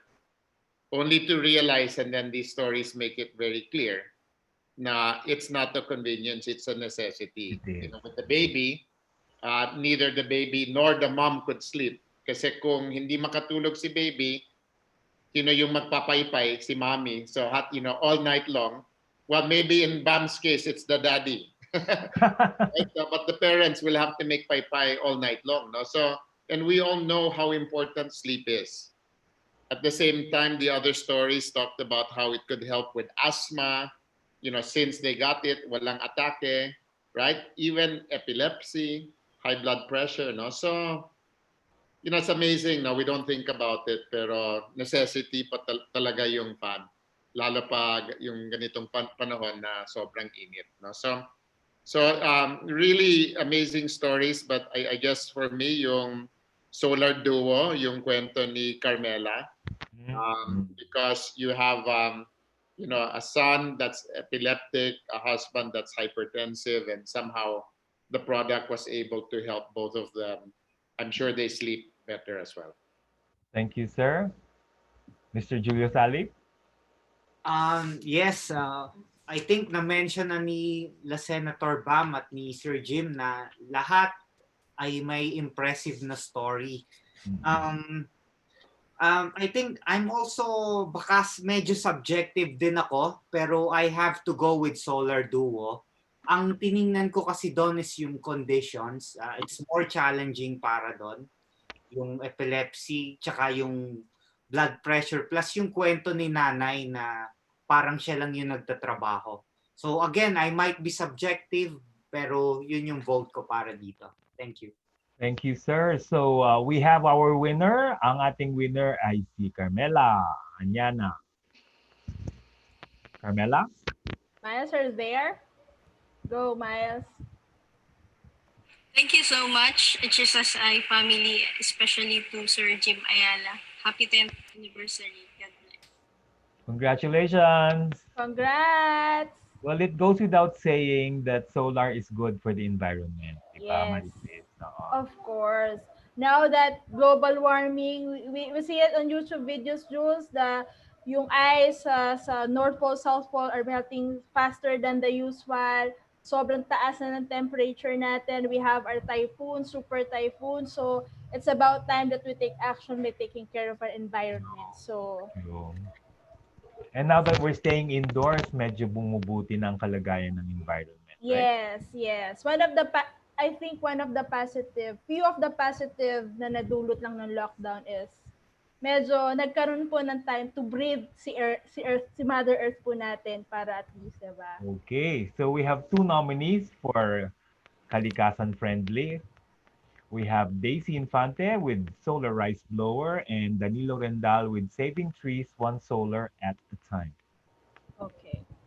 So let me just introduce the first story. This is about Nanay Violeta. Let's see why she was able to save trees one solar at a time. So Sir Danilo, would you like to share it right now?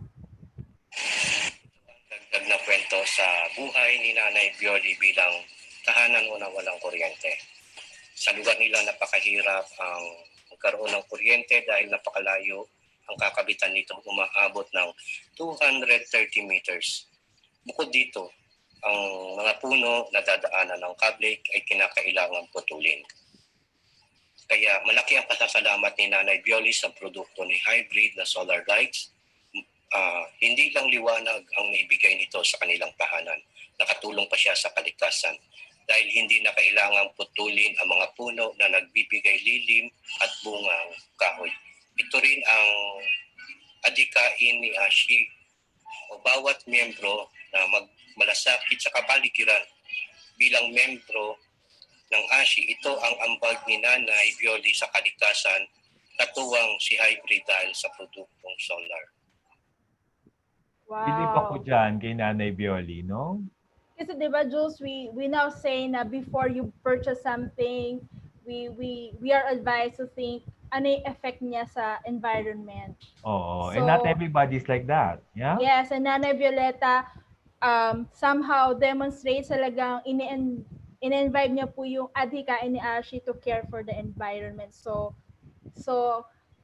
Thank you, Nanay Violeta, for taking care of, for having a lot of concern with the environment. So let's see, papahuli ba Next si one, Miss Daisy? Daisy Infante, oo. And once again, this is the story of a member from Card Incorporated. Let's go, Miss Daisy. Mga amigas, ako po si Daisy Infante, isang solarista ng Hybrid Social Solution Incorporated at nais ko pong ibahagi sa inyo ang kakaibang kwento ng isang ginang kung saan nagamit niya sa sakahan ang kanyang santib fan. Siya si Imalin Binisisto, taga-barangay Libho, Katarma, Northern Samar at naniniwala sa kasabihang ang ating kalikasan ay dapat ingatan sapagkat ito lang ang ating giging tahanan. Kaya naman, isa ito sa mga dahilan kung bakit siya naingganyong kumuha ng sunking fan sapagkat ito ay hindi isinasaksak sa kuryente at hindi ginagamitan ng gas para ito ay umandar. Sa makatuwid, ito ay kalikasan friendly. Ito ay ginamit niyang alternatibo sa rice blower na kung saan ito ay tumutulong sa kanila para madaling matanggal ang ipa ng palay sa tuwing sila ay nagtatahip. Sa ngayon, ay hindi na sila gumagamit ng generator dahil meron na silang instant rice blower sa tulong ng sunking fan. Sa ngayon ay wala ng usok na bumubuga sa tuwing sila ay nagpapaandar ng generator. At higit sa lahat, hindi sila nagigising sa ingay ng generator sa tuwing sila ay nagpapahinga. Kaya laking pasasalamat din Nanay Ilmanin sa HSSI sapagkat hindi lamang sa miyembro ng CARD at tayo nakakatulong, kundi pati na rin sa ating kapaligiran. Sabi pa niya, ang mga tao ang pangunahing gumagamit at nakikinabang dito, kaya kailangan natin isaalang-alang ang kalagayan ng kapaligiran. Thank you, Daisy. So, hindi lamang ang mga smoke or usok, mga ganyan, pero pati noise, di ba? Noise pollution, Oo, Jules. di walang noise pollution, pati yung kasali. Okay? So, between the two, we would like to know, Sir Jim, sa dalawa, sino po yung mas angat? You know, it's you know, I sit on the Forest Foundation, so medyo biased ako. Okay. But you know, I think it's really a question of we all want a better life, no? So we think about development, economic development, pero sometimes that development comes at a cost. True. No? So in this case, if she wanted electricity, she had to cut down so many trees, no? And so I'm so glad, number one, that I think it has something to do with her being a member at ASHI, because ASHI is is very, very big on the environment, no? So somehow they were inculcated on it. And you know, you know, by taking action, by taking a stand, yun pala, there's a better way. No? So I'm glad that through our products, by being innovative, she can have light, she can have electricity, she can have her fan, but she doesn't have to cut down the trees. No? So I thought it was great. It is a great, great story. Thank you, Sunod sir. natin si Sir Bam. Sir Bam, kakopya hindi. Joke lang, Sir Bam. So what's your take? Kopya? Okay, Sir Jim. So far, parang isa pa lang ata yung hindi kami nagkakasundo, no? But I'm choosing Nanay Violi. Saludo ako sa kanya dahil meron siyang sakripisyo na kasabay ng kanyang na inambag niya, no, para sa ating kalikasan. So, seryoso siya sa kanyang pagmamahal sa ating kalikasan. At sabi nga nila, seryoso ko lang talaga kung meron kang sacrifice, no? So in her case, meron siyang sakripisyo, and Hybrid was able to provide solution for her. So parang napakaganda na itong sakripisyo niya, kahit seryosong bagay, nandiyan naman yung Hybrid para tulungan siya at mabigyan ng solusyon yung kanyang pagsasakripisyo din. So my vote is for Nanay Violi, and specifically kay Danilo Rendal. Saving trees one solar at a time. Thank you, sir. Let's go to Sir Julius. Yes, first of all, my question is, naka-record ba tong conversation natin? Bakit po? I have Bye, Sir Julius. Is it a yes or no? Yes po. Yes. Okay. So, I would stand na hindi ako kumopya for the reason na recorded pala to patay ako dun sa dalawa kong anak who's 11 and 18 years old who are environmental advocates na minsan sinasamahan kong mag-rally pag may mga papaputol na puno. So that's my bias. Okay. Then, yeah, but also I have to mention na I think very convincing talaga yung nanay eh, in a sense na pili ka eh.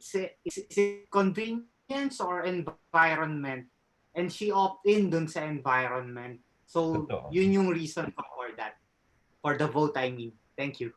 Oo, ako din yun ang boto ko, Miss Marie Chris. Yeah, so we have another runaway winner. Is it the 4th or the 5th? I lost track na, Jules. Lost track na, halos I lahat lost track eh. na. So, Sir Danilo. Isa. Congratulations. Maraming salamat po sa bumubuo ng hybrid social solution, lalong-lalo na po sa aming presidente na si Sir Jim Ayala, ganun din sa mga bisita na kasama namin ngayon. Salamat po sa inyo lahat. Thank you, Danilo. Si Sir Danilo malungkot pa rin kahit nanalo na, no? Yes, sleepy eyes. Ganun po talaga. Marami tayong mga entries na they don't fit into any category. So nagkaroon kami ng category na ang tawag natin ay at iba pa or other. Of course. That's the reason why, Jules, our logo is infinity, because we know there are still benefits that we can explore. We don't know them yet. Oo. Infinity, limitless po yung possibility. Talaga, the possibilities are endless. Yes, so right now I'm wondering how many nominees do we have for this category? Ooh, I we think have we have 4. Yeah, we have 4. So let's see. It says solarific communication by Sir Danilo. So I think this is about Nanay Violeta again. So Nanay, so Sir Danilo, ibida mo po ulit si Nanay Violi.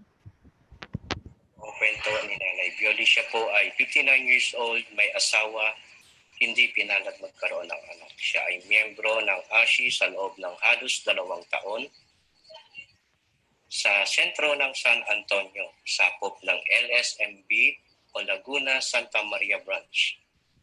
Ayon kay Nanay, mahirap ang walang kuryente lalo na madalas siyang nag-iisa sa bahay. Nasa malayo, nagtatrabaho ang kanyang asawa. Hindi sila madalas magkausap dahil ang cellphone ni Nanay ay madalas lobat. Nagpapasalamat si Nanay Violi sa produkto ni Hybrid na SK Home o Solar Lights. Hindi lang ito ang nagbigay ng liwanag sa kanilang tahanan, pwede pa siyang mag-charge ng cellphone. Dahil dito, mas madalas silang nag-uusap o magka-text mag-asawa. Napanatili nito ang magandang relasyon bilang mag-asawa kahit malayo sila sa isa't isa sa tulong ng produkto ni Hybrid. Wow, that's solar bringing families together. Yes. And we all know communication is really vital. Especially when you're separated by distance. O LDR. Yes. This one, it's about relationship again. So this one is about Nanay Aurelia Aguila. It will be narrated by Sir Juriel Evangelista. Let's see why is it entitled Reconnected by Solar Light. Magandang araw. Narito ako para ibahagi sa inyo isang kwento tungkol sa isang pamilya na minsan ay pinaghiwalay at pinagbuklod ng liwanag. Si Nanay Aurelia ay isang byuda. May 2 anak at isang apo na tangi niyang kasama sa bahay.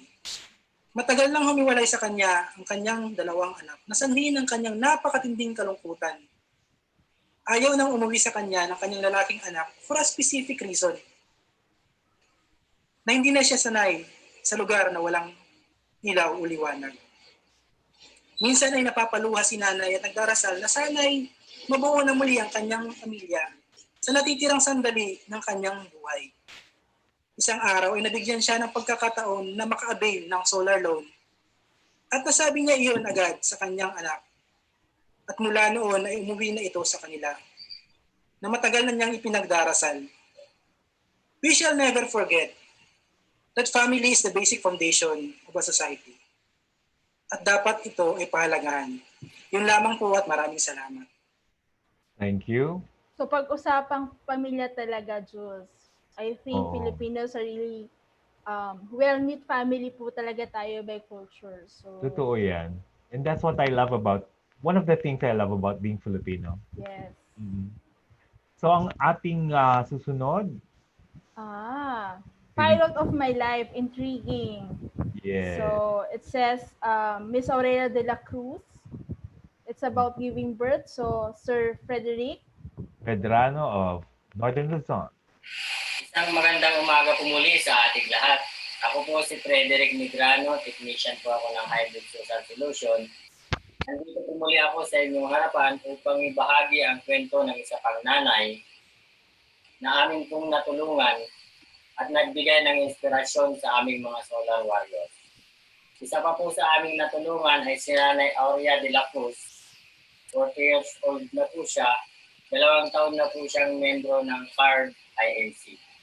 Sa pamamagitan po ng programa po nilang Solar Loan, nakapag-avail po siya ng OB Pilot X. Ang OB Pilot X po ay nakatulong po sa kanya noong siya po ay takbo sa ospital. Habang sila po ay nanghiram ng mga gamit para maitakbo si Nanay Aurea sa ospital, mahina po ang ilaw ng kanyang sinasakyan. At yung dala po nilang OB Pilot X ang ginamit nila upang maliwanagan ang daan papunta sa ospital at makapanganak siya ng maayos. Lubos na nagpapasalamat si Nanay Aurea sa HSSI at sa Card Microfinance dahil naisilang ng maayos si Junjun at ligtas silang mag-ina. Maraming salamat po, Hybrid. Thank you. In essence, parang emergency situation yung nangyari, no? Because she was about to give birth, di ba? Yes. Pero, Jules, let's acknowledge the fact na what if walang OB pilot that time? What if it took them longer to arrive in the hospital? So what might be the complications? Diba? Ang hirap kaya, it's so hard to move in total darkness. I see, especially for a mother who's expected to give birth anytime soon. True. Now, So, yun. yung susunod nating story, medyo kakaiba siya, no? It's from Daisy Infante of Northern Samar, and it's about an employee of Card Incorporated. So, Miss Daisy? Buenos días, senyora. Ako po si Daisy Infante, isang solarista ng Hybrid Social Solution Incorporated at nais ko pong ibahagi sa inyo ang naiibang kwento ng pagpapahalaga ng isang kawani ng card sa pagtangkilik ng kanyang mga members sa ating produkto. Siya si Presi Saraspi, taga-barangay Hinatad, Katarman, Northern Samar, isang kawani ng card at naka-assign sa Calbayog. Siya ay nakapagpa-release ng 31 units Sun King products at nakakuha ng pinakamalaking incentive sa kanilang unit office na umabot ng humigit kumulang 7,000 pesos sa loob lamang ng 2 buwan. 5 sa kanyang mga center ang nagdaos ng Christmas party noong December 2019 at halos lahat ng kanyang nakuhang incentives ay pinambili niya ng mga souvenirs at papremyo na maaaring magamit sa bahay ng kanyang mga member. Ito ay ipinamigay niya sa mga center na kung saan may pinakamaraming release ng solar. Ito ay bilang pasasalamat na rin niya sa pagtangkilik ng kanyang mga member sa ating produkto. Hindi lamang mga member ng card ang nabahagian niya ng kanyang incentives, kundi pati na rin ang mga asawa nito at mga anak. Nais niyang ipaabot ang taus-pusong pasasalamat sa HSSI at sa card dahil kahit kaunting halaga, pero napakalaki ng naging impact nito para sa kanyang mga kliyente at hindi mapapantayan ng anumang salapi ang bawat ngiti, halakhak at labis-labis na kasiyahan at memories na naipon nila ng araw na yon. Amazing. I mean, Caring. I'm amazed Sharing at is caring. the generosity, and she's only 21 years old. Yes. So Kasi young. she earned it naman, Jules. So she has all the rights, but still, in the spirit of Christmas, she chose to share her blessings. So I hope everyone would be inspired din po to help and give back to the community. Okay. So, Sir Julius, You start, sir. your thoughts on the story, sir? For this one, I think I have to pass muna. I have to ask Sir Senator Bam or Sir Jim before I cast my vote or abstain. Okay, sir. Senator Bam. We'll come back to you later. Senator Bam. Ako po, yung boto ko ay kay Joriel Evangelista, reconnected by solar light. No, this is the one from Rizal. Bakit? Dahil ang pagiging buo po yung pamilya, yan po isa sa pinakamahalaga sa mga Pilipino. So my vote goes to that because as a story, as a stellar story, ang laking bagay na nagsama-sama yung pamilya dahil sa mga produkto ng hybrid at dahil sa solar lamp. Napakalaking bagay po niyan sa napakaraming Pilipino. And I'm sure a story of a family coming back together because of your products will go a very long way. Talagang malaking bagay sa maraming pamilyang Pilipino. Thank you, sir. Sir Jim. Yeah, this one was really hard to choose, but ultimately I went with Lola Solar Incentives. Today we're talking about impact, and we're celebrating and talking about how we can have impact, and at the end of the day, walang impact if the people are not able to get access to the products in the first place. No, so we are so lucky as Hybrid to have partners that are, I would say, not just like-minded, but also like-hearted. And in this case, it was so heartwarming to see how generous, si Lola is. I don't know why they call her Lola. She's only 20 plus. So it's a term of endearment for young people nowadays. It's like you either call them ate, tita, or lola. Ganun ba? Yeah. Okay. So, it was just so nice to see that, that our partners are like-minded and like-hearted. But it's not just that generosity. You can see that medyo malaki din yung what she was able to earn, and that's a sign that she has been really working with us to enable more and more people to be able to benefit from this. So I know that si Lola has been a big champion for the solar products because she really believes that that more people should have it. So not only are more clients able to have it, but then whatever blessings she received, she shared back with her clients. No? So I was really, just so touched, by the story of Lola. Thank you, So, sir. Sir Julius, I think you have to vote because it's 1 point for Mr. Joriel and then 1 point for Miss Stacy. So, Sir Julius. Yeah. Tiningnan ko lang talaga yung vote nila. Pero in my heart talaga, I'm so proud kay Lola Solar Incentives for that card staff. I haven't meet her, pero personally, I would like to thank her para dun sa bayanihan spirit, para dun sa pag-give back sa community. And I think I don't have to mention anymore or add on what Sir Jim had said. Yes. Thank you, sir. Ay medyo naiyak ako ng konti kasi talagang sobra yung generous spirit niya. Na-touch ako doon. So we have a winner, Miss Marie Chris. Yes, we do have. So without further ado, let's announce Miss Daisy. Daisy Infante of Northern Samar. Papasalamat sa HSSI dahil ang impact story ko po ang inyong napili. Maraming salamat po.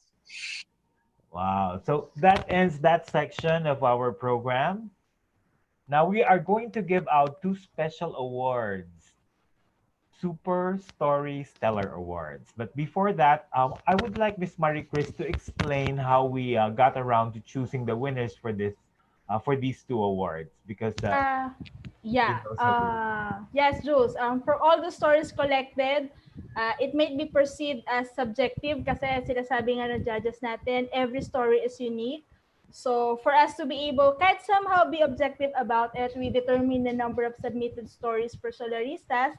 But of course, quantity is not enough. So we really are after the good stories. So with the leadership of our ever reliable regional directors and the hardworking admin officers, we graded each story based on the quality. So, and then we sum it up of all the solaristas, and then Yung pinaka may mataas na score, of course, will be our awardee for this category. So garnering 139 points. Pwede ba akong mag-request ng drum roll or anything? If not, wag na natin patagalin. Coming from South Luzon, Mr. Russell Valdez. So, Ras, I'm wondering what can you say?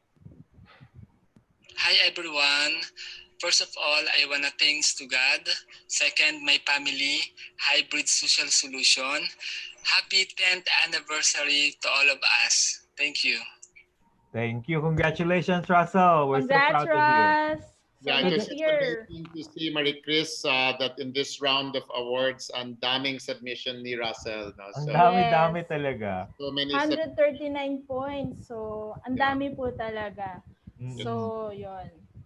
So, ang susunod naman nating award, this will be our last award for the evening, is the Super StoryStellar Award in the Hub category. Ito po ang hub na may pinakamaraming submissions pag pinagsama-sama mo lahat ng impact stories submitted by lahat ng mga solarista na nagtatrabaho sa hub na yon, right? Yes, of course, this is a collective effort, Jules, from the RD, admin, the Solar Tech, and the Solarista. We would like to recognize the teamwork. So after all the competitions, after all deliberations, our StoryStellar Hub awardee, which garnered 617 points. They have 51 entries all in all. We have Rizal Hub of Central Luzon. Accepting for Rizal Hub is Mr. Randy Landicho, our Senior Regional Director. Sir Randy. Magandang araw mga ka-solar. Thank you very much to Hybrid Social Solutions for this amazing recognition. This will not be possible without the help of our solar warriors, the men and women of Central Luzon region, who gladly and bravely went and served the islands of Talim and the highlands of Rizal, Laguna, and Quezon. Equally important is the unwavering support of our partner MFI, Ahon sa Hirap, that through the able leadership of our operations manager, Ms. LB Fainsan and Mr. Ronnie Galicia, we at Central Luzon region will not be able to serve the people who are in need of our solar solutions. This recognition will definitely serve as an additional inspiration and motivation for us to further serve those people who are suffering from energy poverty. Again, maraming salamat po sa inyong lahat. Happy 10th anniversary Hybrid. Mabuhay tayong lahat. Mabuhay ka, Sir Randy. Thank you. Thanks. Okay, I think that's all for today. But before we end this program, I would like to thank all the solaristas for all the hard work, for all dedications. We know it's really hard to move around to gather stories because of the lockdown. Yes. And I would also like to take this opportunity to thank our judges for joining us today. Thank you, Sir Julius. Perhaps, Sir Julius, any parting words from you? Yes. Wala na po. I think I have to congratulate yung team nyo, Sir Julius Katokayo, Ma'am Marie Chris, Sir Jim, and rest of the team. Kasi, sorry, I have to mention this, no? Pasensya na if I'm taking some of your time. Pero when I got invited, I look at the invitation, I've said, what, 2 hours? Sabi ko, paano tayo tatagal ng ganito? Pero it's almost 2.5 hours and never really got bored. So I want to take that opportunity na sana yung ganong klase ng creativity. Marami pang dumating na ganitong klase ng social enterprises, ganitong talent that can help the Philippines. Kasi it's very important, yung creativity na yon. Kung yung mga ganito na you didn't think na hindi siya, na magiging boring siya, pero you have turned it around, I think malaki yung magiging impact talaga natin if we will use this kind of creativity. Thank you again. It's an honor, pleasure na nandito kami. Thank you po. Senator Bam, thank you. Any last words? Thank you. I have to admit, I feel the same way as Julius, no? Nung una kong nakita na 3:45 to 6:30, medyo kinabahan rin ako ng konti na napakatagal. But to be honest, it was very enjoyable. Napaka-enjoyable to learn about the stories of your staff, of your solutionistas, of your nanays. Nakaka-inspire, nakakapagbigay ng hope. So, thank you for inviting me to judge. It was truly enjoyable. I mean that from the bottom of my heart. I'd like to thank Sir Jim for not only inviting me, but for being here for the past 10 years, no, leading the charge. I remember nung nagsisimula pa kaming lahat, talagang napakahirap, no? And sa totoo lang, kahit ngayon, mahirap pa rin. Pero nandyan pa rin yung hybrid, nandyan pa rin yung ibang mga social enterprise, tuloy-tuloy lang yung pagbibigay ng serbisyo. So again, congratulations for the past 10 years. Any way that we can support, of course, nandito lang tayo. And happy 10 years to everyone. Thank you again for inviting me. Maraming salamat. Congrats to all the nominees and the winners. God bless you, sir. And of course, last but not the least, ang tawag namin sa kanya ang tatay naming lahat. Sir Jim, Sir any Jim. last words? Well, I guess what's just going through me right now is just two things. One is I've just got this feeling of gratitude. Syempre very thankful for our two judges today for spending the time. Si Julius has been our partner from the very beginning in 2010. And, we're just so thankful that our partners like CARD, of course, we have our other major partners, ASHI, SEDP, Negros Women, ASCII, ASHI. These are partners that are truly committed to helping the rural communities. And I'm very, very grateful that they trust us to be their partner, to work with them. And they're just so committed, to what we're doing. And so I just feel so thankful for that. I'm very thankful, of course, to mention the other judges, but to our team that's put together all of these awards. Our MCs, of course, were also the project managers for this ceremony, but siyempre the team behind, si Irish, si Joy, si Alan, si Rose, and even my daughter Isabel, has been part of the tech support. So I'm very thankful for them. But I think the real thanks goes to our solaristas, our team on the ground, and the nanays and the tatays that they work with. So everything that we do is to help, and without the hard work of all of our solaristas, without the trust of the nanays and the tatays to try this new technology, we wouldn't be where we are today. So I'm feeling very thankful. At the same time, feeling extremely proud of all of our guys. I'm very proud of our solar warriors. I'm proud of our kasolar, our partners. At the end of the day, this company was great. When I created this company 10 years ago, we wanted to create a different kind of company, one that really was focused on serving the poor, one that was really focused on making a difference, one that was really focused on changing the trajectory, that would be good for the environment, but also good for development. And so just so proud of what we've been able to achieve collectively. Nakita nyo kanina yung mga numbers, the numbers of people that we've been able to help. But I think it's also been great to listen to the stories. Julius knows that one of my very first clients in 2010 was a CARD nanay in Mindoro. Her name was Susana Di Maano. And her story touched me so much. She was able to experience so many benefits, whether it's her children studying, her husband using the solar to drive away bats eating the lanzones, and they were able to, with that, buy a motorcycle, and so many other things. So it's really been these stories that have kept me going, and I'm so proud to hear about the impact, to hear about the stories, and to be serving together with so many men and women who are spending time, spending energy, going in harm's way because it's not easy, the work that we do.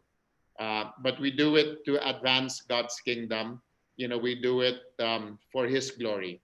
And I'm so glad that we have partners and staff, and others that are advancing God's kingdom together with us. So with that, I just wanted to say thank you to everyone for this evening. It's been an amazing night. Thank you, Sir Jim. So that's it for today's Hybrid StoryStellar Impact Awards. Thank you so much for joining us today and giving us the opportunity to share HSSI's impact stories with all of you. Yes, and of course, we would like to thank our MFI partners, CARD and WTF, ASCII, ASHI, SADP, JMH, and of course, their members. Thank you for trusting us and thank you for giving us the opportunity to give back to the community. Yes, and let's not forget our technical partners, Greenlight Planet, Omnivoltaic, and BioLite. Most of all, we thank God for putting us in a good place where we can be of help to others. Everything that we do is for the greater glory of God. So this is Julius and Mary Chris signing off, and we hope to see you again next year at Hybrid's StoryStellar Impact Awards. Stay safe, follow social distancing, wash your hands, and God bless. Bye, Goodbye. everyone. Good night.